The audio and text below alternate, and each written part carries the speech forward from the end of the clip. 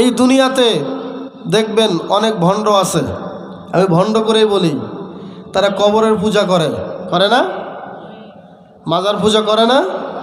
করে।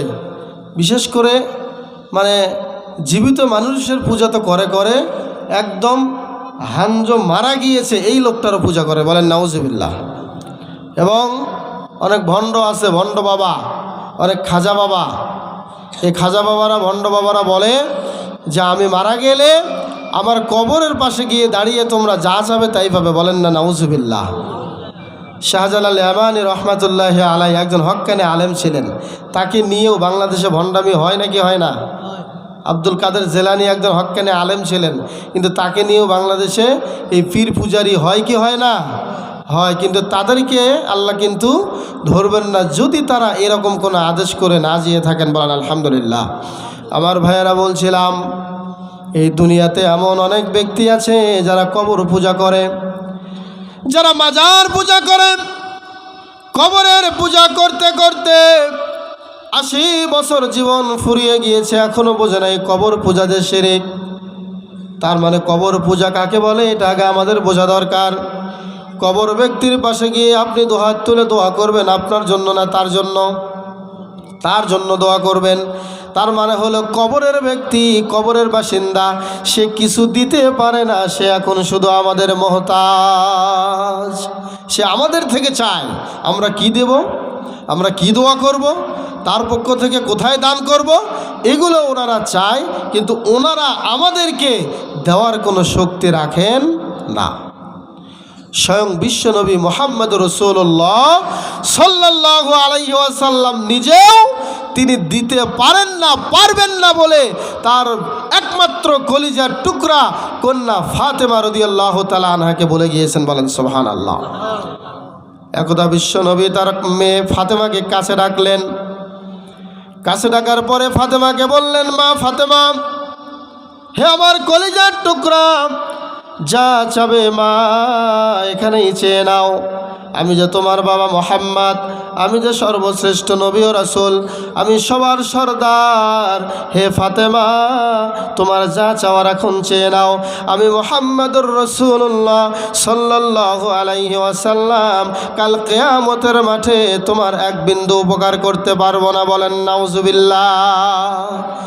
এমন নবী হওয়া সত্ত্বেও, এমন জালিলুল কদর একজন আল্লাহর পয়গম্বর হওয়া সত্ত্বেও তিনি জানেন না তার সাথে কি আচরণ করা হবে, তার সাথে কেমন আচরণ লিপ্ত করা হবে, তিনি কোথায় থাকবেন, কি অবস্থায় থাকবেন, কেমন পেরেশানিতে থাকবেন, কারো জন্য তিনি কোনো উপকার করতে পারবেন না। কিন্তু একটি কাজের জন্য তিনি ব্যস্ত হয়ে যাবেন, তিনি মাকামে মাহমুদায় সাজদায় পড়িয়ে যাবেন। বিশ্বনবী বলেছেন, ওই সাজদায় পড়ে কত বছর পার হয়ে যাবে একমাত্র আল্লাহ ছাড়া আমি নিজেও জানি না। সাজদায় পড়ে বলবো, উম্মতি উম্মতি, আল্লাহ আল্লাহ, আমার উম্মত, আমার উম্মত, আল্লাহ আমার উম্মতকে আমি আজকে বাঁচাতে চাই। আল্লাহ তাআলা বলবেন, ইরফান আযকা ইয়া মুহাম্মদ। সহিহ বুখারীর বর্ণনা, বিশ্বনবীকে বলা হবে, আল্লাহ বলবেন, হে মুহাম্মদ সাল্লাল্লাহু আলাইহি ওয়াসাল্লাম, তুমি তোমার মাথা উঠাও। ওয়াসফা তুশাফা, তুমি সুপারিশ করো, তোমার সুপারিশ কবুল করা হবে। ওয়াসআল তুতা, তুমি চাও তোমাকে দেওয়া হবে। তুমি আর মাকামে মাহমুদায় পড়ে সাজদা করো না, তোমার যা চাওয়া আমি আল্লাহ তোমাকে দিয়ে দেব, বলেন সুবহানাল্লাহ। আমার ভাইরা, একজন নবী জানেন না কাল কিয়ামতের মাঠে তার উম্মতের জন্য তিনি কোথায় কি করবেন, কি ব্যস্ত হয়ে থাকবেন, নিজে কোনো গ্যারান্টি দিতে পারেন না। কিন্তু আজকাল দুঃখজনক হলেও সত্য, কিছু কিছু ভণ্ড আজকে কবরে শুয়ে আছে। দেওয়ানবাগির কথা আপনারা জানেন, এই দেওয়ানবাগি নিজের পায়ে সাজদা করাই তো মুরিদদের, বলেন ঠিক না বা ঠিক? ওরে ও ভণ্ড বাবা, ওরে ও খাজা বাবা, রোজ হাসরে দেখবে তোমার কোন বাবা, ঠিক না বা ঠিক?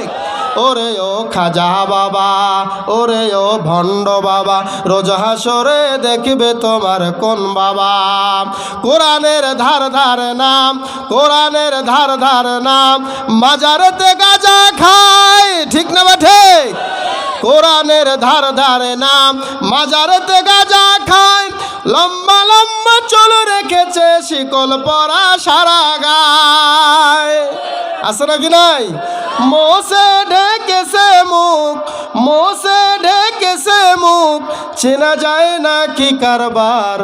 ওরে ও ভণ্ড বাবা, ওরে ও খাজা বাবা, রোজ হাসরে দেখবে তোমার কোন বাবা।